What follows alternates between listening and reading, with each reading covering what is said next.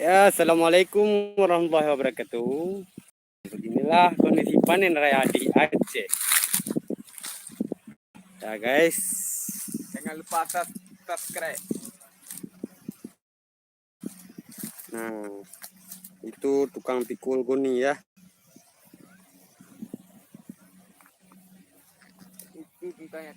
Nah, yang bertanya tentang padi MR297. Nah, inilah postur padinya.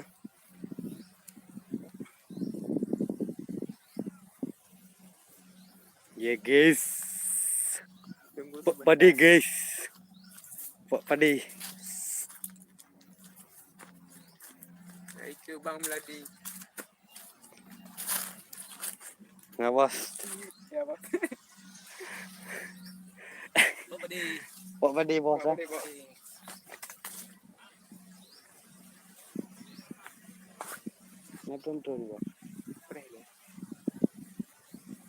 Ya, halo guys.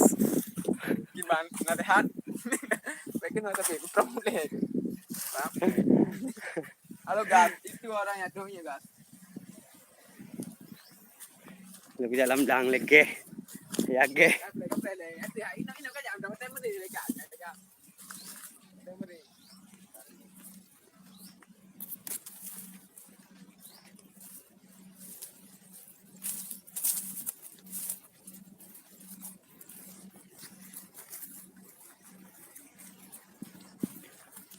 Panen lur, panen.